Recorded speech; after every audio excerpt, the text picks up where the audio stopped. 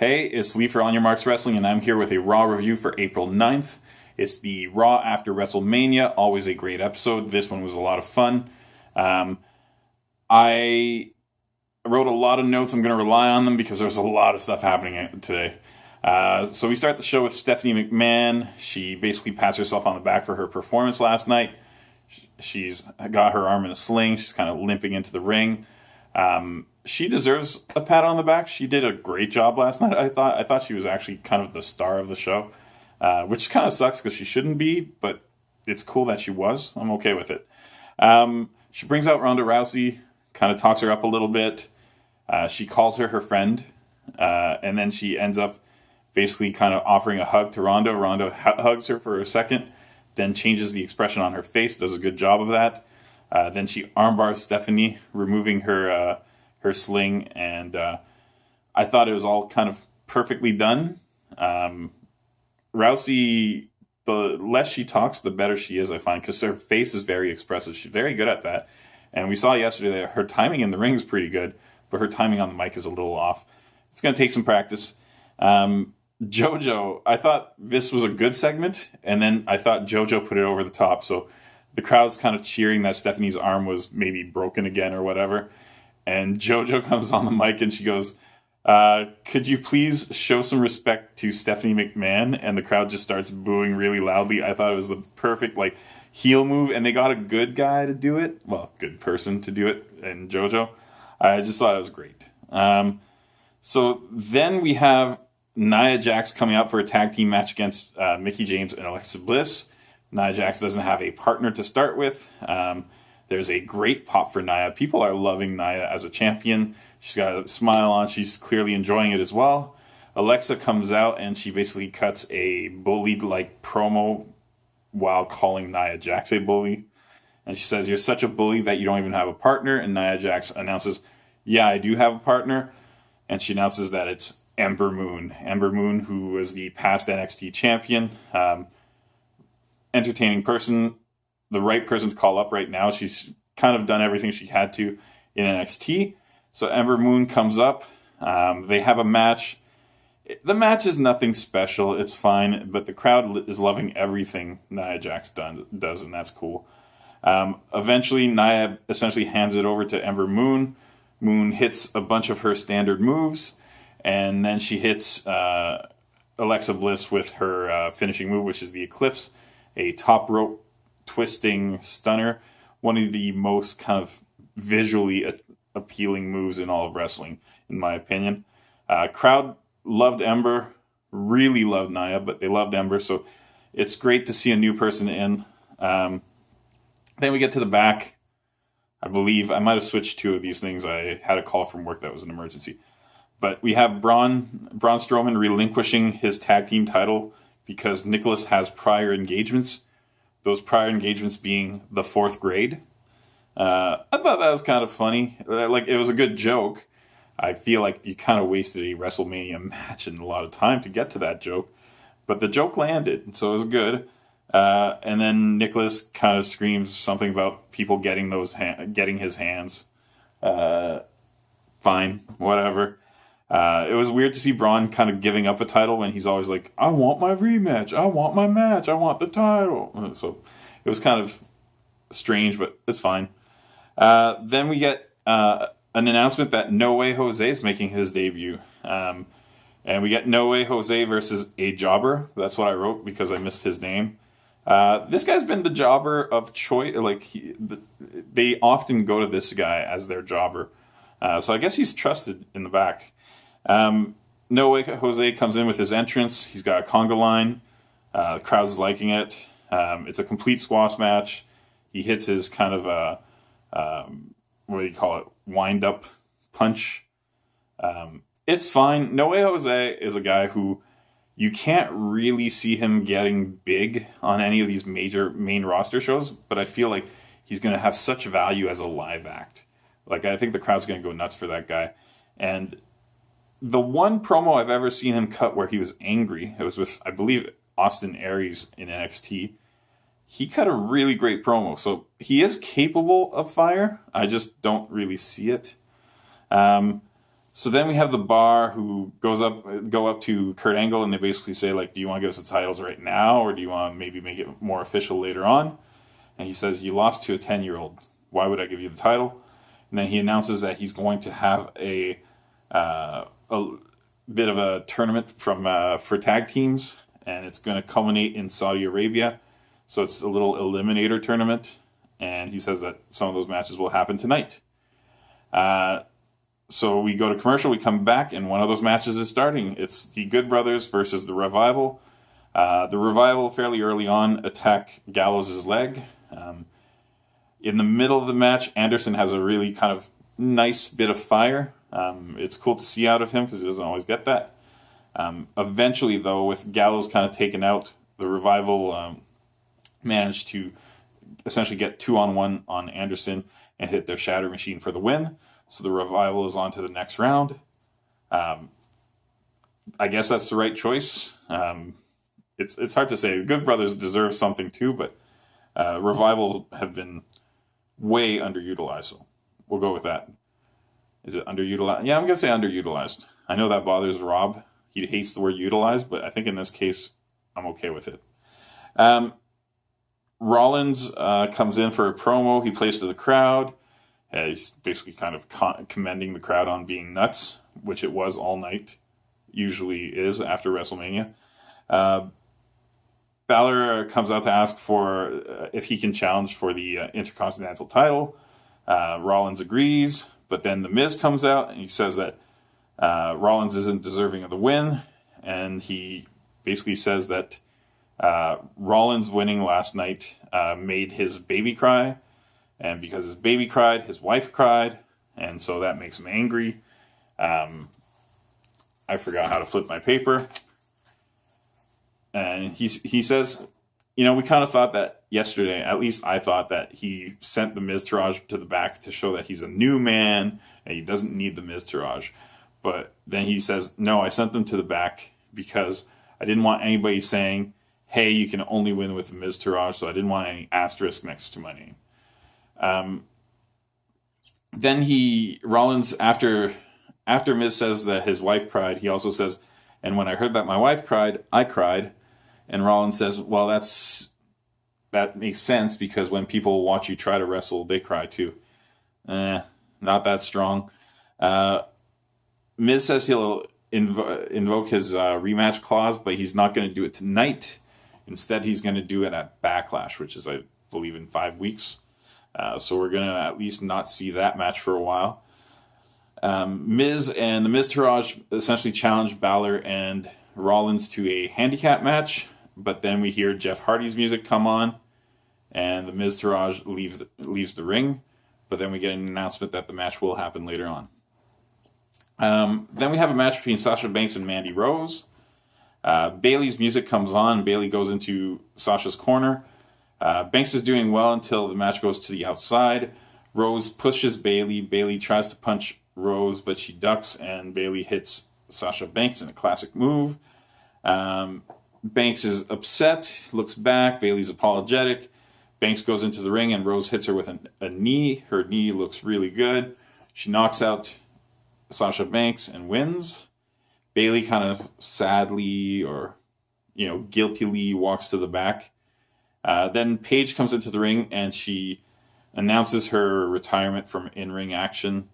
And it's hard to watch a 24, 25 years old, maybe a 25-year-old retiring from wrestling due to injuries. That's just tough. She lays the t-shirt down, kind of walks out. The crowd was very respectful, gave her a big ovation. She deserves it. It's tough to see. I'm hoping she stays on as a talent, even though not in-ring talent, because she's a good man. She'd be a good manager for a bunch of people. She's been good as the leader of Absolution. Still decent on the mic. Then we have Elias in the ring. The crowd is really, really into him. At one point, he calls them all scumbags, and they just start chanting, "We are scumbags." Like, that's how much he's over with this crowd. He sings a song, it's all right, and then it gets interrupted by music that I didn't recognize at first, but then we see a graphic, and it says Bobby Lashley. So Bobby Lashley comes in. He was at Impact as recently as this week, So it's a bit of a surprise, even though there had been rumors that he was trying to leave Impact. So Lashley comes out, gets welcome back cheers, goes into the ring, and he basically kind of holds a never-ending vertical suplex. It's very, very impressive. He holds it with 2 arms, then he holds it with 1 arm, then he goes back to 2 arms, holds it for a while longer, and then finally drops him down. It was dramatic. It was cool. It was a good return. It was tasteful, I'm going to say. Then we have another segment in the back with Kurt Angle, and this time it's Zayn and Owens who are asking for a job. Angle says, "Didn't you just fight the GM and the owner of the other brand?" And they say, yeah, or commissioner, excuse me. And they say, "Yeah, but there was a personal vendetta there. This is different." And then Owens says, "I'm a family man. I need a job." Angle says he's only got 1 spot available, and those 2 guys... actually, sorry. I skipped the most important part. Angle says he doesn't have room for a tag team, which he does, by the way. Raw has no tag teams.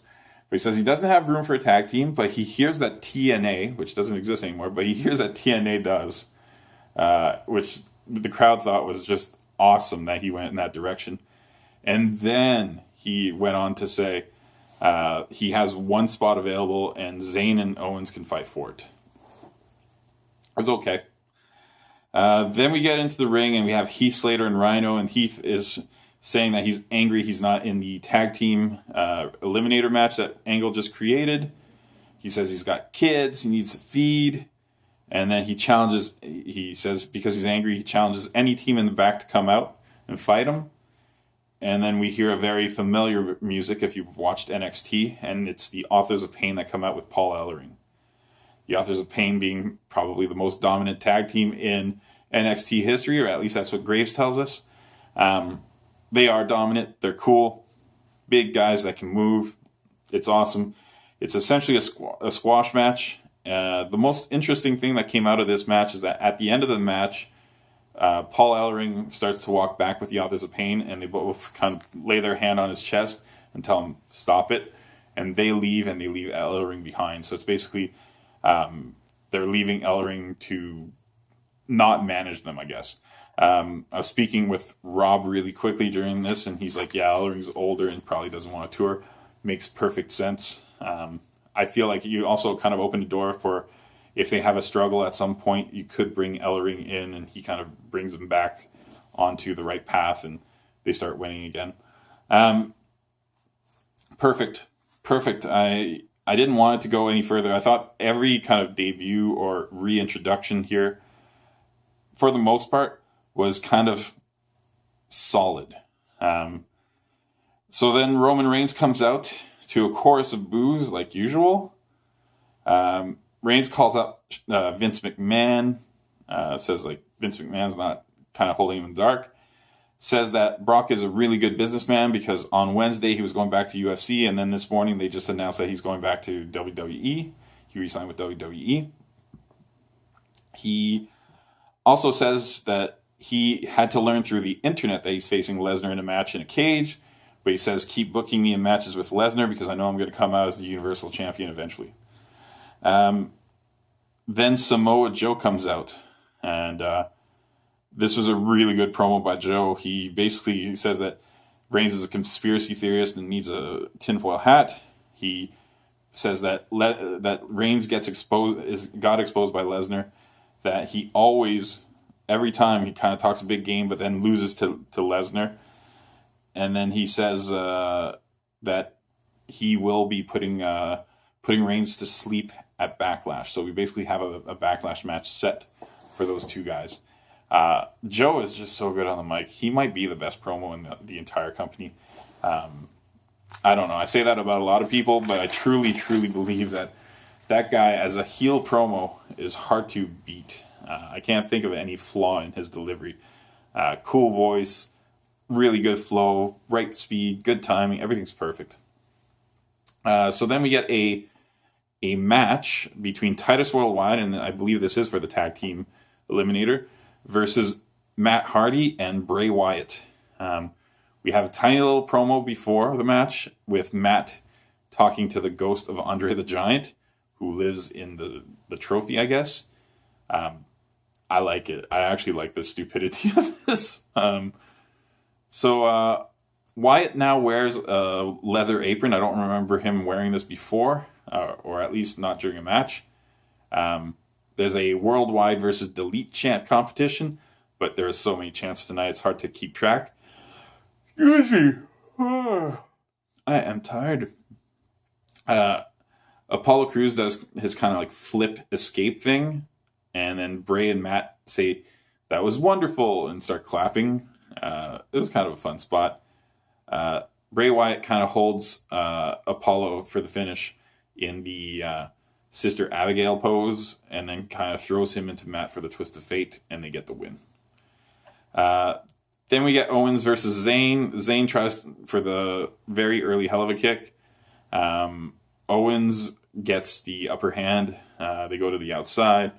Zayn lands a haluva kick on Owens, but Owens falls out of the ring. Owens then hits a pop-up power bomb, but also loses his balance and falls out of the ring.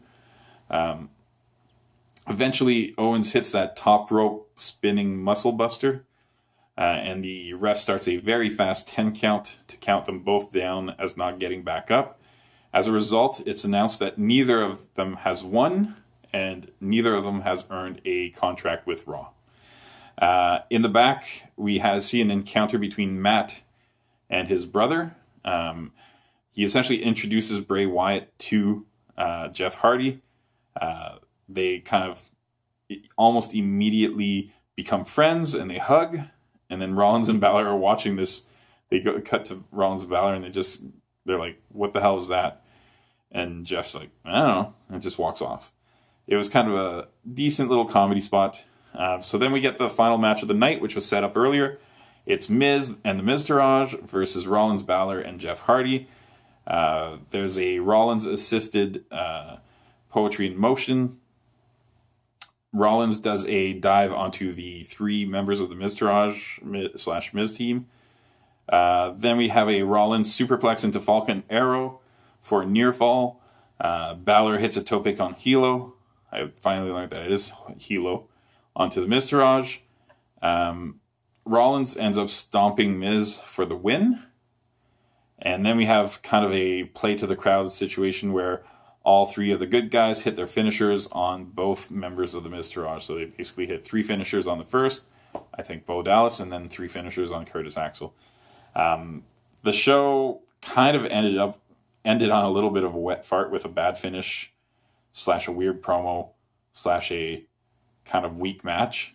But it had a lot of intros, had a lot of returns, lots of surprises. You know, you had, 2 or 3 NXT callouts, 2 NXT callouts, 2 or 3 injury returns, 1 return from a different company. Like, you can't complain with that kind of stuff. It was what a Raw after Mania should be. The crowd was awesome. I'm going to go ahead and give this an 8 out of 10. The in-ring stuff was, if it was only on in-ring, it was probably a 5 out of 10, but I just liked everything around it.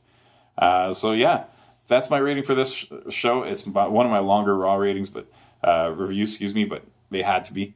I will be back tomorrow with SmackDown. Hopefully there are a few intros there as well, and then we have Superstar Shakeup next week, and we have a few ideas on that. Might do something even before then.